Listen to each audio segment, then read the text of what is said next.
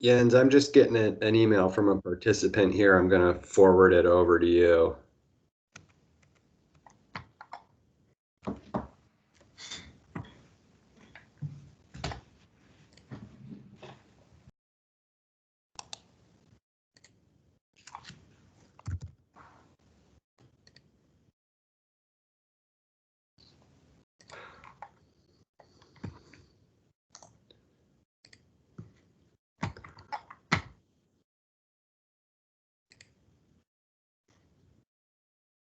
Okay, so I'm going to kick things off. Thanks everybody for joining us here this morning. I'm Andy Wood, conservation planner with Vermont Fish and Wildlife.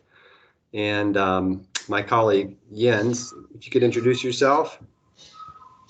Greetings, everybody. Jens Hilke, also with Fish and Wildlife Department. Great to be with you this morning. And we're really pleased to present on wildlife road crossings today. We've done this presentation a couple times before this fall. So this is the third time we've run it, and we'll be offering it again on December 14th. So if you're, you like what you hear and you have folks in your network who you think would benefit from attending the next session, just let them know that they're welcome to do so. If you've just joined us right now, we are recording this session.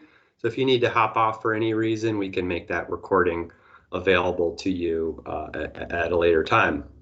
I'm going to just pull up the PowerPoint here on my screen and then we'll get going.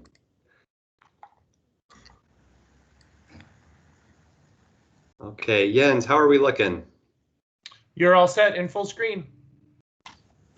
All right, so first things first, just you've all passed the first test. You've made it into Microsoft Teams, our preferred online platform. It's really similar to Zoom. You've got control over your video, your mic, and there should be a chat function for everybody on the line. If you have questions or comments, please put them in the chat, and we'll pause periodically throughout the presentation and answer the questions that have come up in the chat. Just do make sure you hit this little paper airplane button down in the bottom right to make that chat go through. And as I said before, we will pause for us to catch our breath, but also for you to ask questions. So just a little bit about who we are and where we're coming from. Jens and I both work for Vermont Fish and Wildlife Department, and at the department we believe in the conservation of our fish, wildlife, plants, and their habitats for the people of Vermont. And that work brings us in a lot of different directions. We work with fish and wildlife, of course, but we're also involved in invertebrate conservation and plant ecology. And we work at larger scales too on natural communities, habitats, and ecosystems. Our work takes us all across Vermont, where we're fortunate to get to interact with all kinds of Vermonters, from hunters and anglers to bird watchers and landowners, folks of all age, and as well as the various communities throughout Vermont. In particular, Jens and I work within the Community Wildlife Program, and we are really focused on providing support to Vermont municipalities and regional planning commissions. We do presentations like this webinar that you're on today, but we're also available to support planning efforts, work with local conservation groups. We can help connect your community to other communities in the state. And we also do work to help folks understand the ecological context that their town sits within, and as well as providing maps and data. So if you're associated with a town or a regional planning commission, just know that we're here to support you, and you can always reach out to us for assistance. One of the topics that we work with communities on a fair amount is this wildlife road crossings topic. And it's a fascinating subject, but it also sits within a much broader field known as road ecology. And that work, of course, deals with wildlife crossing parts of the road network, but it also gets us into work with fish habitat connectivity.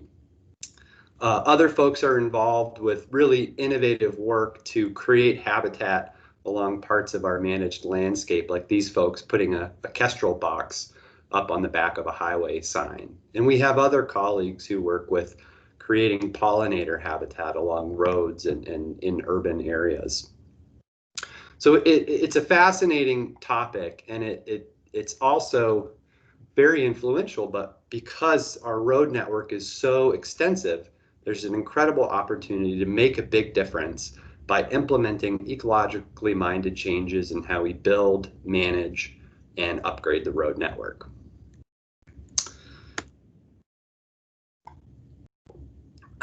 From our perspective on wildlife, you know, the concept of wildlife road crossings ties back to this idea that many of our species have large home ranges, and so they need to move around the landscape to access different resources, whether that's food or cover or finding a mate or dispersing.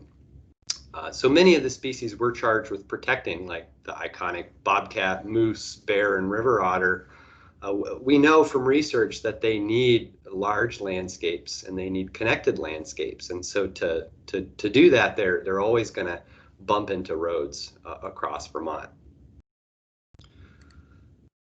To give you an example of what this looks like, we have some really neat data from a collared bear in southern Vermont. So this male black 0063. And in 2017, when we recorded this data, that bear was 8 years old. And what you see here on the screen is a pathway of location points that were recorded as this bear moved across southern Vermont. The dates here from October 11th to November 11th. During this month, that bear moved 140 kilometers. And interestingly enough, that this was somewhat unusual for this bear, who typically would move west or south during the fall to seek out alternative food sources. So it not only was it unusual, but you can see here that the scope of movement almost spans the entire width of the state from Bennington over to Brattleboro. When we start to look at this from a road crossings perspective, you can see that this bear did indeed cross a number of roads. So it looks like 8A, 100, 112. But notably, this bear didn't cross Route 9, which is one of the major east-west highways in southern Vermont. So this data, reinforces that idea that this bear needs a large landscape to move, and it's going to have to cross a road somewhere or another. And fortunately, during this period, it looks like this bear successfully made those crossings without getting hit by a vehicle. As I said, we tend to think first of wildlife crossing these paved roads because this is how many of us experience it. We're driving home from work in the dark, and suddenly an animal, comes across and comes into the beam of our headlights. And so understanding where these wildlife are going to cross the road network is a big deal for ensuring not only their safety, but our safety as motorists. We tend to focus on the negative aspects of this, but it's also important to remember that our road network extends beyond where the pavement ends, and that in Vermont we have tons of forest roads and logging roads that wildlife use.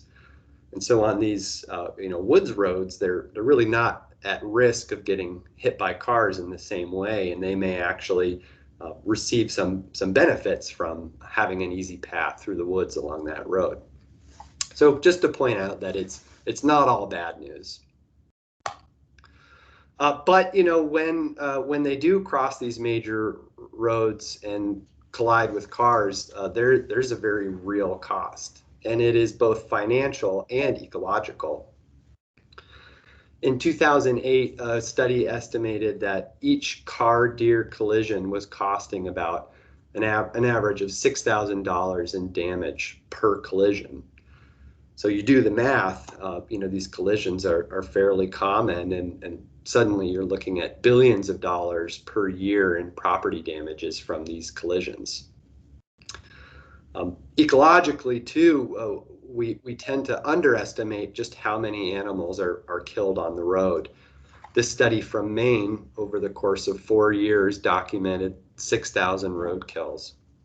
And other folks have done some estimations to suggest that about 1 million vertebrates per day are killed on United States roads.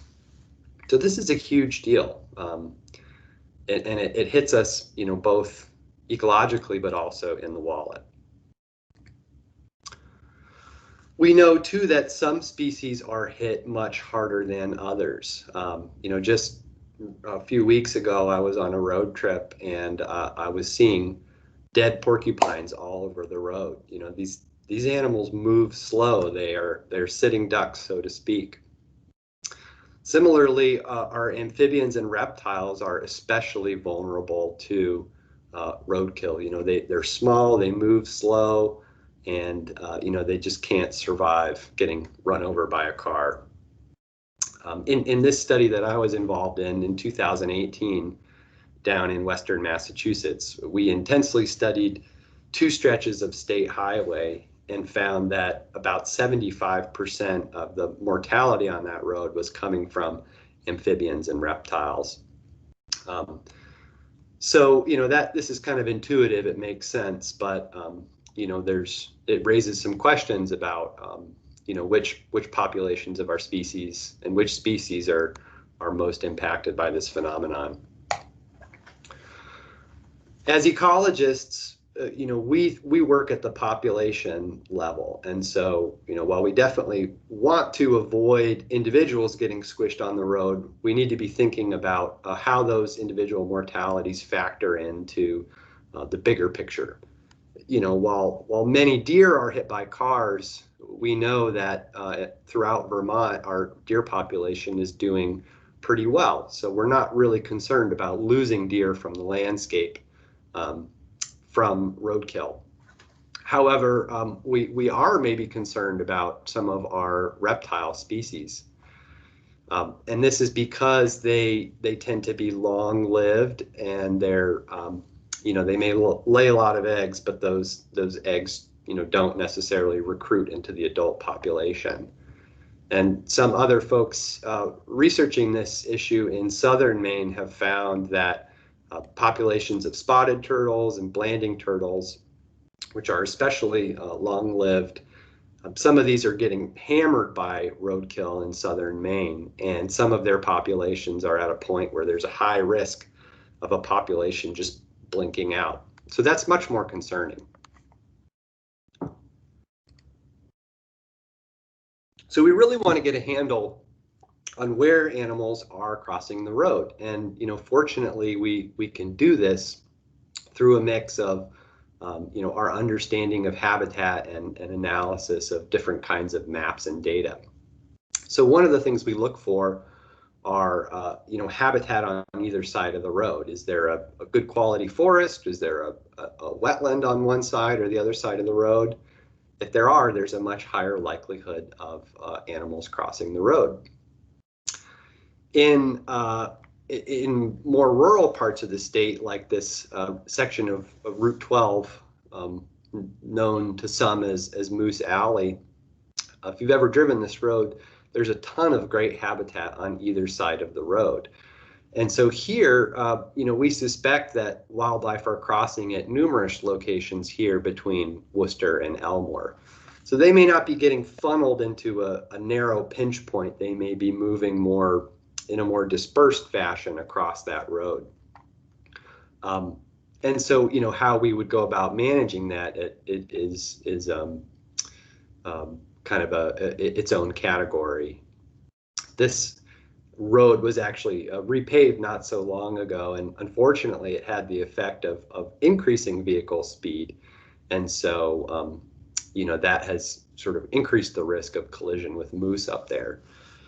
So we're learning kind of bit by bit what's working and not working in these different parts of the state. In the Champlain Valley, by contrast, our habitat tends to be much more fragmented and smaller. And so those crossings tend to be more occurring in pinch points. And we can look at aerial images and habitat maps and have a pretty good sense for where wildlife are going to move across the road. Another way that we can identify where wildlife are crossing is to go back to that collared animal data. We don't have a ton of it beyond bear and bobcat, but here's some neat data we have from a study which collared several bobcats in the Champlain Valley.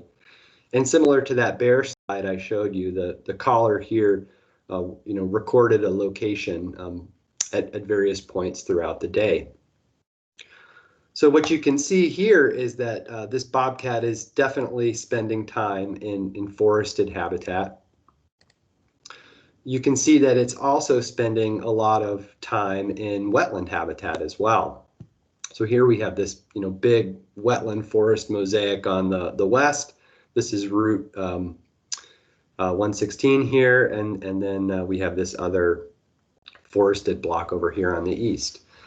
But check this out. Here's an example of where that bobcat actually made a successful wildlife road crossing.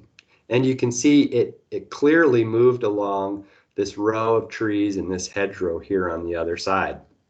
So this is a great example of how the distribution of habitats in this landscape kind of brings us to these pinch points along the road. Now let's look at another set of bobcat data. This is over in Shelburne. And here you can see these red points similarly tend to be clustered along the forests along the edge of this river. They're also along the edge of these wetlands here. You can see this wetland feature here. And so, as your eyes sort of track the potential pathways of movement across this landscape, you may have noticed that there's a interesting spot here along the road network where these bobcats are likely to pass underneath the road and get from one habitat block to another. So in this case, we think that this part of the road network probably has a pretty big impact on how wildlife are able to move through this Shelburne landscape. And in fact, if you were to go to that site on the road network, what we find is that there's a large bridge over the river and lots of opportunities for wildlife to move underneath. You can see on the left here, let me just get my laser pointer going here. You can see on the left, there's a narrow path of dry ground underneath this bridge that a bobcat could use to get from habitat here to habitat here on the left. We also have this is in the middle of the river here, and you can see there's some path. And over to the right, there's even more potential pathways for wildlife to move underneath this bridge. So this is a neat example here where we've identified a spot along the road network that's one of those pinch points, but we don't think that it's going to be a super problematic area for wildlife because they can safely move underneath the road. They don't have to go up over the top of the road and get in harm's way of traffic. So this is one of the neat ways we can begin to piece together those data to understand this phenomenon. Another way that we do this is using camera traps or game cameras.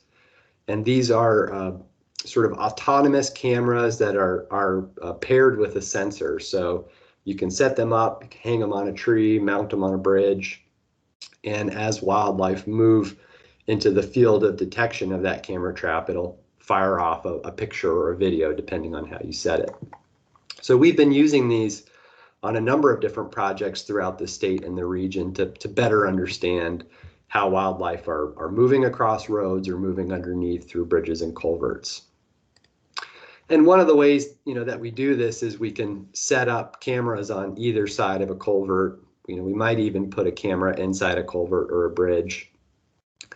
And using this this group of cameras, we can begin to piece together a puzzle of what happened. So here's an example from a bridge, or excuse me, a culvert underneath the Mass Pike, where we set up cameras at the inlet of the culvert, the outlet of the culvert, and then inside the culvert. And you can see at 8:02 a.m. we had a bear begin to approach that culvert. At 8:02 we had another camera fire off inside the culvert. And then at 8:04 we caught a picture of a bear exiting the culvert on the other side. So together, here we have what we would call a confirmed crossing event. And so, we can understand that, this one bear successfully navigated through this culvert. And over time, we can begin to develop a sense for how well that culvert is working for different species. Through this research, we've come to understand a number of important things about how different species handle these crossings. So here, for example, you can see that we have an image of river otter passing through this culvert here. And what this says to us here is that for this species otter, this culvert is working. It's effective. They don't need to come up onto dry ground to make their way through a crossing. They're perfectly happy to stick to the river and get through. On the right here, we have an image from a deer crossing through this structure here.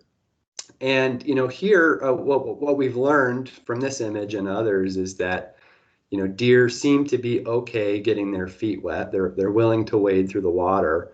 But what we've learned is more important is that the size and the openness of the structure tends to matter for deer. They're not going to get on their knees and crawl through a tiny culvert. It's just not going to happen.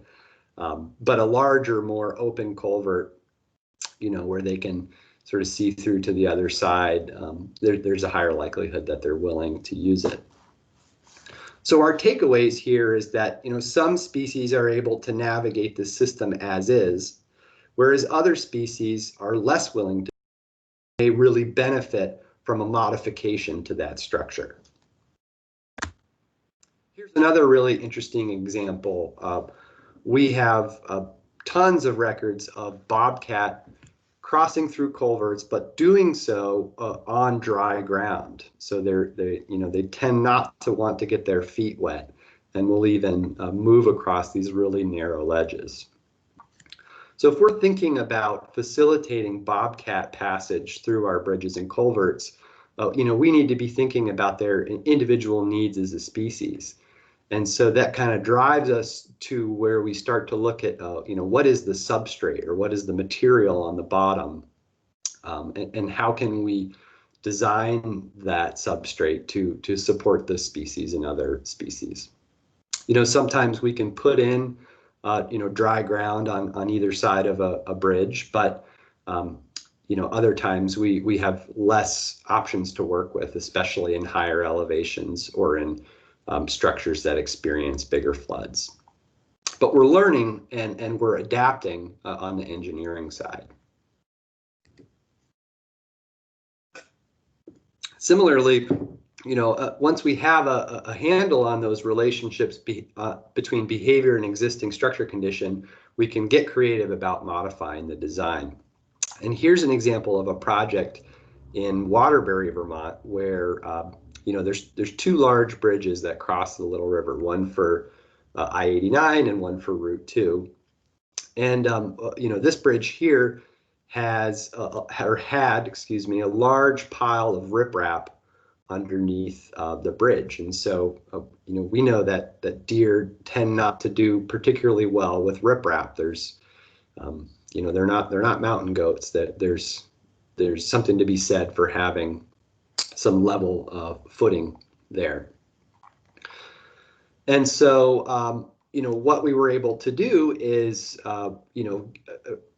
get a grant and do a pilot test project where we would fill in that riprap, cover it with soil, and put in a shelf underneath this bridge. So sort of a flat pathway that would cross perpendicular to the flow of traffic. So here's what that structure looked like after we did that pilot project to test a wildlife shelf, as they're known. And what we found was that, before the dust had settled, you can still see the erosion control fabric here. We had deer already begin to use this modification to the structure. So this was, really exciting for us because the research had shown it take months or even years for some of the local species to, begin to use a modified structure. And the big takeaway here is that, this pilot sort of worked as a proof of concept. And now having this wildlife shelf is a standard practice for our projects going forward. So this is really exciting, and Jens will tell us more about another project that has been happening up in Wolcott where we put in a similar wildlife shelf. Here's another really neat project from Moncton, Vermont.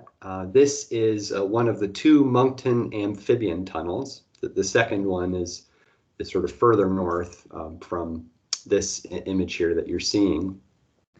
And this road bisects a posted block on one side and a big area on the other side. And through work from citizen scientists and volunteers, folks had identified it as an area of high mortality for amphibians and reptiles. And so, through that work with the Vermont Herp Atlas and the Lewis Creek Association and other volunteers, they were able to get some funding from a state wildlife grant and then crowdsource the remainder of the funding to get to the match required for that state wildlife grant. And they were able to put in these really neat wildlife crossing structures. And there's some really neat design features in here that are specifically designed to facilitate the passage of amphibians and reptiles. So you can see here that, this retaining wall and these wing walls, keep critters from getting up on top of the surface of the road. It should funnel them towards that entrance. When you look inside, you can see that the substrate here is earth and leaf litter, and we know that's important. It also has these grates here, kind of a manhole through to the surface, which lets light and moisture into the tunnel. And that was specifically done, because of the needs of amphibians and reptiles. They tend to be attracted towards light. So, we wanted to simulate some of that within the structure.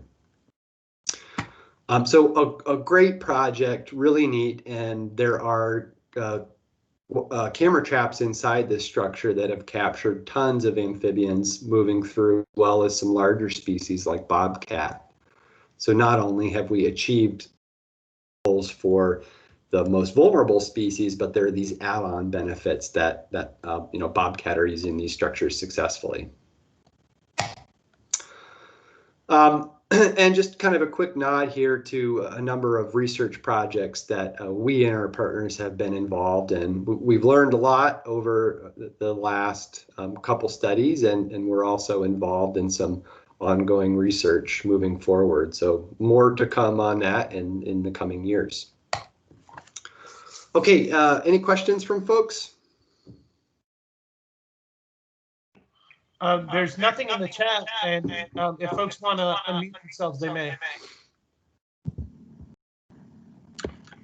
Hi, I'm Jason. I'm with Mount Grace Land Conservation Trust based in Athol, Massachusetts. I was just wondering what that amphibian tunnel's general cost was and what it looked like before the tunnel's construction.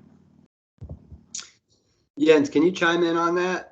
I can get you that information. We'll just contact Chris Slazar at VTrans, and we can get that information.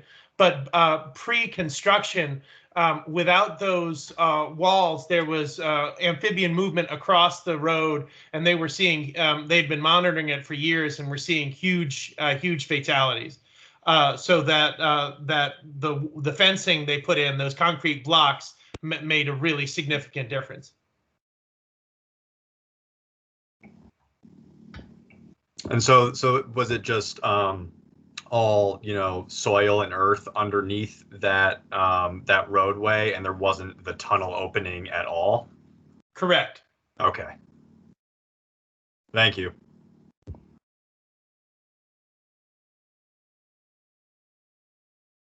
All right, well, we'll keep going here, but feel free to keep putting your questions in.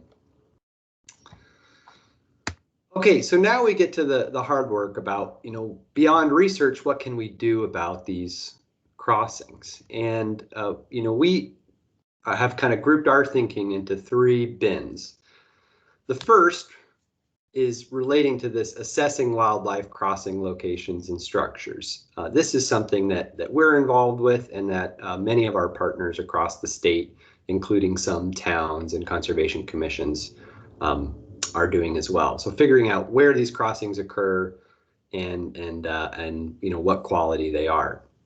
The second piece is related to improving town and state infrastructure. So here looking at, who's in charge of maintaining bridges and culverts, what is their condition, and how do we advance a project through that pathway. The third piece is just as important, but a little bit less directly related, and it's all about protecting habitat and limiting fragmentation. Another way to think about this is, it doesn't matter how good of a wildlife crossing we have if there isn't viable habitat on either side of the road. And there have been cases where, fancy structures have been built and then the habitat was lost or degraded on either side. So we need to be thinking about this from a broader systems perspective to make sure that, the land and the habitat around the roads remains useful for our wildlife species. So just diving into, how you might go about assessing this, I want to encourage all of you to check out BioFinder. This is our online mapping portal for a variety of biodiversity related data. You can go to biofinder.vermont.gov. And there's a number of very useful data sources in there that can help you identify locations along the road that you can follow up on and do more investigation of. So one of the data sources that you'll find in there is the connectivity blocks data set. These are large blocks of habitat that make up a connected network of habitat throughout the state. And we've divided them into what we consider the highest priority connectivity blocks and then the priority connectivity blocks. So highest priority are our most important, most significant. These priorities are also important, but don't rise to that top level. And if we were to go back to Shelburne, where I showed you that Bobcat data and turned on this data layer for connectivity blocks, you could see here that much of the habitat where we had Bobcat locations recorded falls within these connectivity blocks. And so just by looking at the spatial arrangement of these patterns, you can see here that there's a break in the connectivity blocks where we need to be thinking about how wildlife are going to continue to move across this road. In this case, as we discussed, they have a pretty good bridge to work with. So not the same sense of urgency, but you can use this to identify pinch points on the landscape around you. The next, here's just another example from a different part of Vermont, down in the Dorset Danby area. And here you can see we have large blocks of habitat here, and we might not necessarily have that same pinch point. Here along this road, you can see we're likely to have that more dispersed movement across the road. And there's another data set which can help you identify where some of these crossings might be. These are our terrestrial wildlife road crossings and riparian wildlife road crossings data sets. They are computer models, so they haven't been field verified, but they're a great starting point to begin to identify some spots within your town. So you can see here that basically this whole area has lit up as a potential wildlife road crossing. So you might, if you were working in this community, you might want to look a little bit closer and find some better spots along here with additional study. How would you go about doing that additional study? Well, there's a couple different options. Some folks are doing roadside tracking. Other folks are counting and collecting data on roadkill. Other folks are more focused on that habitat and fragmentation work and in the network around the road. And we have some groups that also do camera trapping. A word about camera trapping, it's a fun thing to do, but it does have some serious data limitations. Unless you have a huge number of cameras and a sophisticated study design, you're most likely going to end up with just presence absence data. So it's great for kind of building awareness and excitement and outreach purposes, but a little bit more unwieldy for getting clear data. A couple of more examples here. In Salisbury, Vermont, the Salisbury Conservation Commission and volunteers spent 4 or 5 years doing wildlife tracking along some selected routes in their town. So these were 1 mile sections of road that were surveyed about 5 times over the winter when there was fresh snowfall for ideal tracking conditions. That data was then imported into GIS, and from there we could get a calculation of the concentrations of animals per 300 feet of road length. And from that, we could generate this map here that shows, sort of different concentrations of animal movement. So the darker the road segment, the more animal, concentrations along that segment of the road. So here you can see that some sections of the road just pop out as potentially more important than others. And this was a big effort, really relied on citizen scientists, and it took a lot of effort to keep going, but the output here is really neat. One other example here, the town of Warren took a different track and decided to pay for multiple professional inventories. And over the course of 5 different projects, the consulting firm Arrowwood Environmental did a number of projects. So, they started off with a basic driving around the roads and collecting track data. The follow-up study, so that was in 2008. Follow-up study in 2014 focused in on 5 different locations where they did camera trapping. From 2015 to 2017, they were hired again to look at connectivity across one particular parcel in town that the town was interested in purchasing. In 2018, they added on 3 more road crossings and developed a slightly more robust method to combine game cameras and tracking data.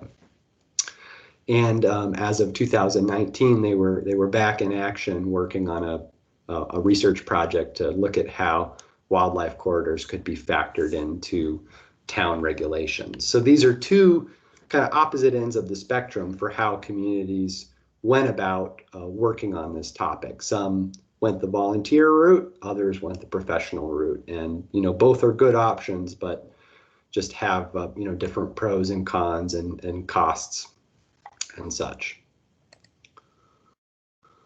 Okay, any other questions? Nothing in the chat, Andy. All right. So Jens, you're up. Great, thank you.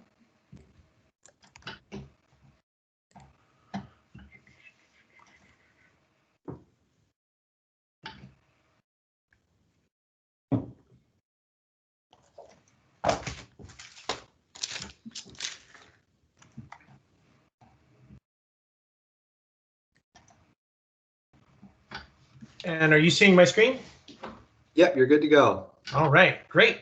So thanks, Andy, and thanks everyone. So I just wanted to pick up on this graphic and remind you all that Andy had just talked a little bit about inventory of wildlife crossings and structures, and now I wanted to pick up on this second point of improving town and VTrans infrastructure.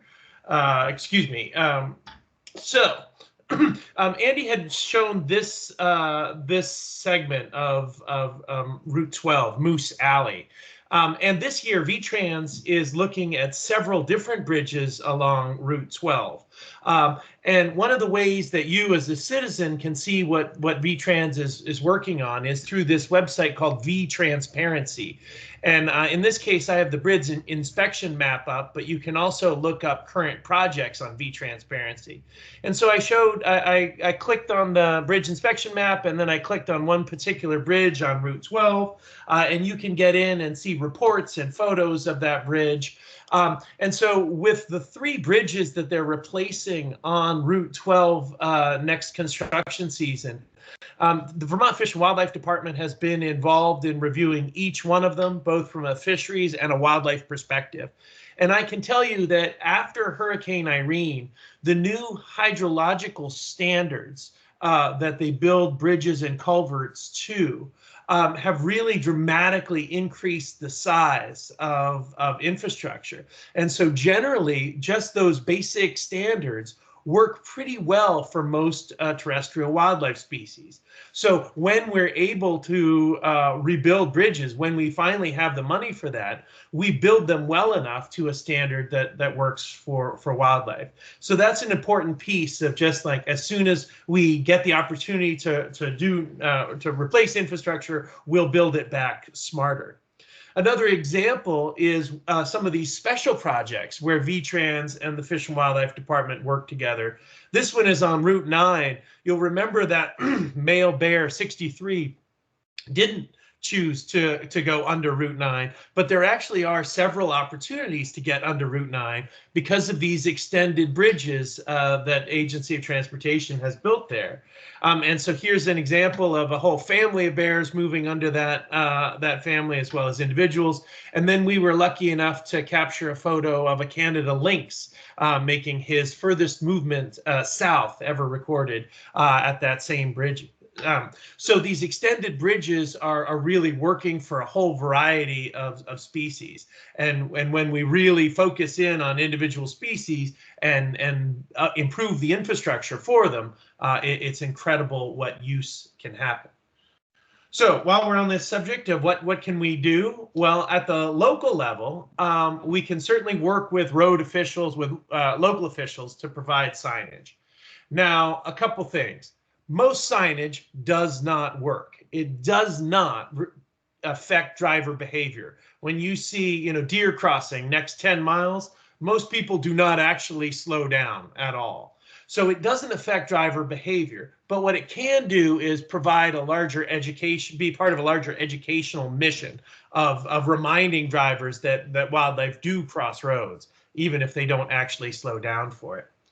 So this is signage that is on the state road system and Route 2. It's temporary signage, meaning we take this down, we fold it down when it's not the movement season, and that slightly helps effectiveness of signs. At the local level, locally made signs, sort of unexpected signs, are even more effective. They're most effective when you can actually read them at 35 to 50 miles an hour. So this isn't a great example because it's so small, but locally made signage does work. Again, you have to be certain that you're on a private or town-owned road. You cannot put signage on a state-owned road without going through the NEPA process, National Environmental Policy Act. So there's a lot of opportunity here at the local level, and certainly upgrading culverts on town roads is one of those opportunities. Here's an example of a culvert in Warren that was replaced, and when it was replaced, it now works for aquatic organism passage and some terrestrial wildlife movement. It passes floodwaters much better. I can't understate how important replacements like this are for our overall system. In fact, a lot of the damage from Irene, the vast majority of damage from Hurricane Irene, was because of our own undersized infrastructure that made the water shoot out the end of culverts like this. more downstream erosion and trouble. So so the opportunity for replacing municipal infrastructure is huge. And again, there are a lot of overlapping issues here. So when we're replacing this infrastructure, we're not just doing it for wildlife. We're doing it for flood resiliency and how to maintain our road network even in the face of huge floods. And if we can build our road infrastructure to be appropriately sized, we can handle a lot of these floodwaters. We then also allow for aquatic organism passage, as in that example from Warren I just showed you, where the stream bed has a natural substrate and it's at the same grade as the stream that's flowing, as the same grade as the stream at large. And lastly, we get terrestrial wildlife movement when these structures are appropriately sized. The dry ground on both sides of the stream allows for some species to move through a culvert as well. So they're overlapping issues and they all benefit from appropriately sized municipally owned infrastructure. Okay, another thing, what we can do at the town level. Adopt the Orange Book standards. The Orange Book standards are the standards for roads that that the Agency of Transportation abides by. So if a town in its town plan and ordinances specifically adopts the Orange Book standards, if there's an emergency and the Federal Emergency Management Agency is called in to help, there's an emergency declaration, FEMA comes in, FEMA flood money gets applied to replacing the infrastructure. They'll replace it to this standard. If you haven't identified the Orange Book standards in your ordinances, they would only replace to the same size that the culvert was before it washed out.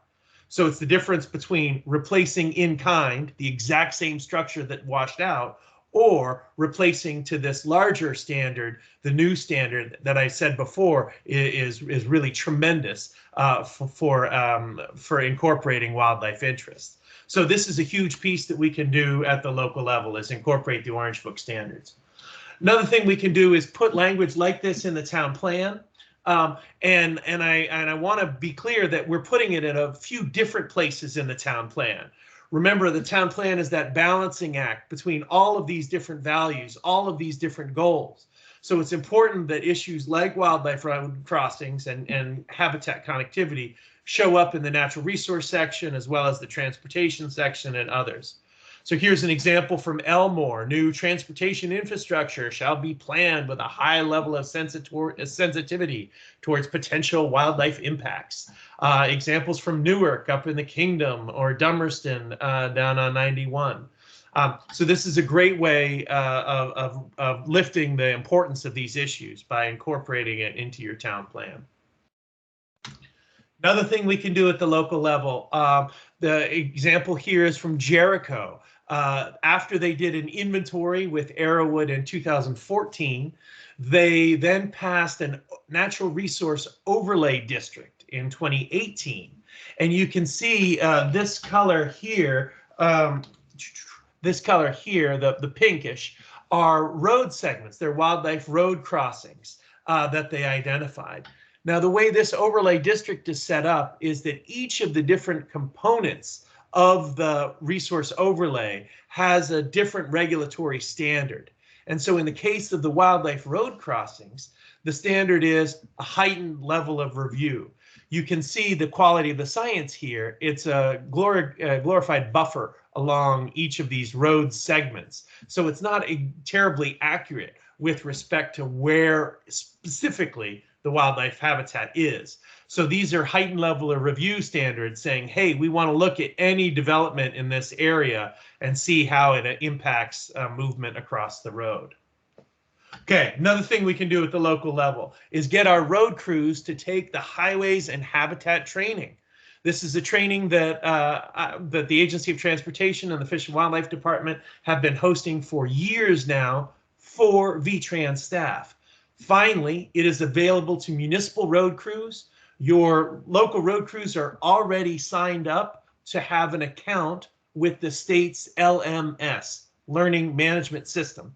So once they get the account set up, boom, all they need to do is sign up for the Highways and Habitats training. Tier 1 is an online webinar. Tier 2, as soon as we get done with COVID, fingers crossed, we're running Tier 2 live in person. It's a 3-day training.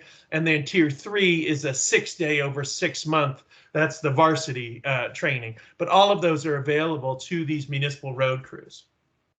Okay, another example of how we're working together and the role that a town can play. Well, here's an example from Wolcott, Vermont. And the town, this is Vermont Fish and Wildlife Department owned land here in the middle and at the bottom. This is a town-owned bridge up here, and this is a state-owned bridge down here. And so we had been monitoring this area with game cameras for years and realized this might be a good spot for some restoration. Then we walked up the Wild Branch and realized that there was a bridge in here that was a significant barrier to wildlife movement. So let me just take apart the pieces of this project for you and show you what this whole thing looks like. So here's that Route 15. And you can see all the rocks, how difficult it is for wildlife movement. Here are those rocks up close and personal. Here's the specification we use to put in dirt on those rocks.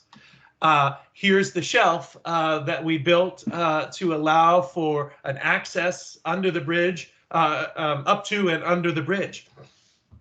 And actually, I'll just note, we had deer movement on this on this particular wildlife shelf within 15 days of construction. Out west, they're seeing 3 to 5 years before wildlife will begin to use some of the bigger structures. So this is a tremendous finding here. Okay, next part of the Wolcott project. I talked about that town-owned bridge that was a barrier to wildlife movement. Do you see that? That's the wing wall right in the water. So this whole abutment on this side was in the water and a barrier to movement up and down the Wild Branch. And you can see that we've had some wildlife detections in this area. So there's a close-up, and here's the site post deconstruction where the abutments have been removed. And then next year we'll be replanting this riparian area with riparian species, and that'll be the last step. Okay, so questions about the improving infrastructure piece of this three-pronged approach.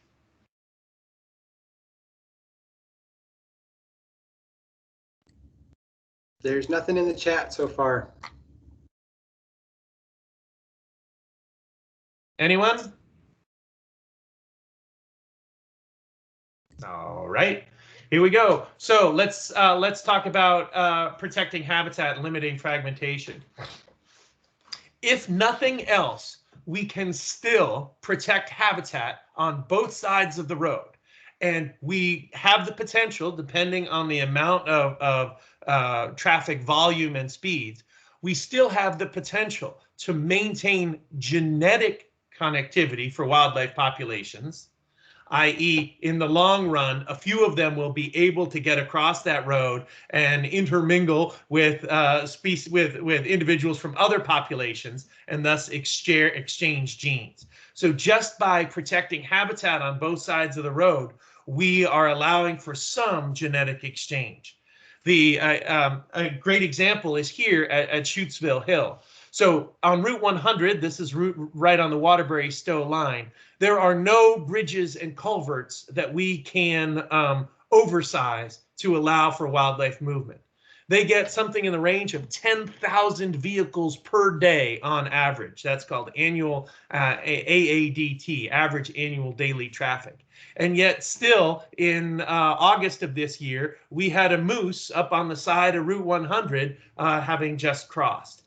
So even with that high AADT, wildlife are still crossing here. So what's our strategy? Is land protection. We're going to allow for genetic exchange into the future, even though it might not affect the amount of roadkill that's seen. The populations can still be maintained into the future. And then we're looking at just limiting fragmentation in this area in general. And you can see how the edges of these forest blocks are getting chewed up, but there's still a viable pathway here through Shutesville. And so if we can limit that fragmentation and maintain these forest blocks, I think there's a shot at maintaining genetic connectivity into the future, even though we might not be able to address the roadkill issue. So what I'm trying to say here is that we're putting these wildlife road crossings into this larger ecological context, right? My example about this prong of habitat protection is saying, well, the wildlife road crossing is the pinch point. That's part of it. But then those connect to smaller forest blocks, the stepping stones, and then larger core forest blocks. And so all of the presentation today, from Andy's early science to these 3 steps on what we can do to affect change, is really trying to put wildlife road crossings in the context of this larger ecologically functional landscape. Okay, some resources now. Mapping Vermont's Natural Heritage is a great guide to figure out how to use BioFinder to do land use planning. Again, putting these wildlife road crossings into this larger ecological context. Conserving Vermont's Natural Heritage will tell you about each of these pieces of the natural world, like core forest or connecting lands or wildlife road crossings. And Community Strategies for Vermont's Forests and Wildlife is a Vermont Natural Resources Council publication that will go through some of these town tools, planning and regulatory tools that you could use to address wildlife road crossings as well as decreased forest fragmentation. Andy and I continue to be available to you in any projects that your municipality might get involved in that relate to conservation planning. Please don't hesitate to contact us. And please know that at this point, it's really overwhelmingly hunters, anglers, and trappers that support conservation in Vermont through their license sales. But you also have to support conservation in Vermont through your donation to the Habitat Stamp Program or to the Non-Game Wildlife Fund. So please donate, and thank you all so much for your time today. We really appreciate it. We have a couple minutes left if there are any questions or comments.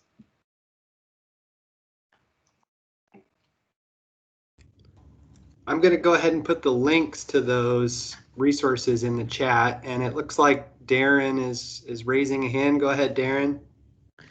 Hey guys, thanks for doing this. It's really great information. I'm wondering, as a planner at the local level, what's the best starting point for a local conservation commission with all this work? Obviously, everything is important, from the science to the implementation, but if there's one thing that they could do in a given year, what would it be? Would it be updating the town plan and the zoning regulations? Would it be getting that citizen science effort organized, or really trying to get some funding lined up for a crossing project?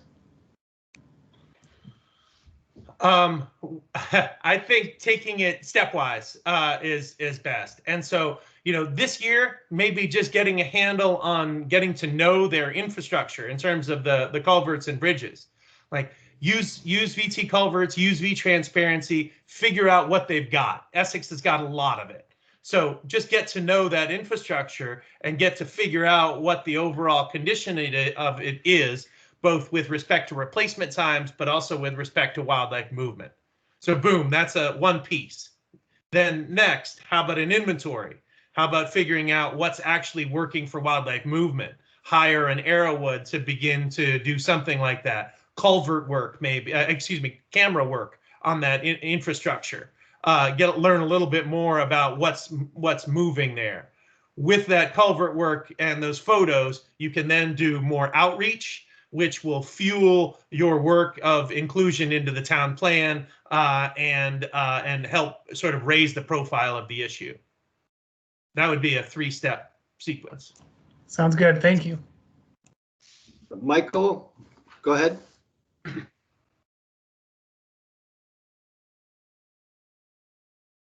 Looks like you're muted, Michael. I think you'll need to unmute yourself.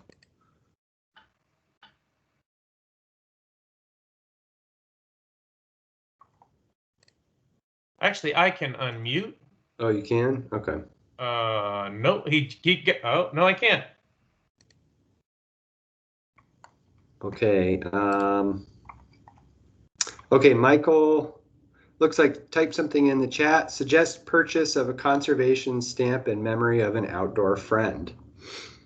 Oh, great. Yeah, I think that's a great idea. You know, those habitat stamps or you know, a duck stamp or anything can go to work towards that habitat protection work that we lined out. Thanks, Michael. Any other folks out there? Yeah, this is Jason again with Mount Grace Land Trust in Massachusetts. I was just curious, you know, this is a little different, I guess, than focusing on roads and bridges and whatnot and infrastructure, but how is Vermont Fish and Wildlife also incorporating speaking with landowners to improve their own land or to maintain their personal private land as is to act as a corridor? And, you know, are there any incentives, or just how is the state, you know, contacting landowners with vital habitat? Yeah. So we do have a whole landowner outreach program. Andy and I sit with on the landowner outreach side on the municipal piece, and then we have several folks that work on the landowner scale. Generally, we partner with NRCS programs, Natural Resource Conservation Service, and help administer things like the EQIP program. So it used to be WIP program, Wildlife Habitat Incentive Program. For a while, it was LIP, Landowner Incentive Program. Now it's EQIP, and I don't even remember. Anyway, so those cost share programs with the feds are the primary way that our department is working with landowners. In Vermont, there's also the use value appraisal program, which is administered by the Forest Parks and Rec, Department of Forest Parks and Rec, county foresters. So all of those individuals are aware of this larger pattern of connectivity, and where appropriate can get the landowners, can encourage the landowners to manage specific segments in a special way. But generally in Vermont, in a more forested landscape, we just need them not to develop it, and whatever, most any kind of land management they choose will work for connectivity. I just say most. That's not always true, but as a general rule, you know, you don't need to manage for connectivity in that many places in particular if you're managing for wildlife habitat. Are you with me on that distinction? So it doesn't come up all that often, but it does come up. And in those cases, the forester or biologist would encourage, you know, basically to allow forested and wetland conditions closer to the road to allow for that wildlife movement. Great. Thank you, Jens. Thank you. Yeah. And UVA is really the program to key in on. Use value appraisal, the current use program. That's a tax stabilization program, but it has done a tremendous amount for keeping a huge amount of Vermont forested, because of it taxes those landowners at the use rather than its potential use. So it's being taxed as forest instead of as potential development. Great.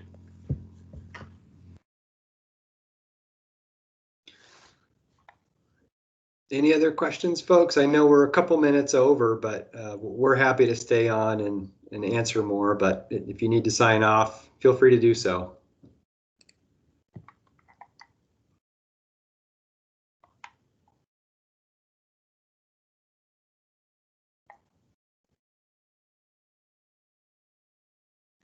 All right. Well, thank you, everybody. It's been such a pleasure to be with you today. Have a great day. Thanks, everybody. Take care.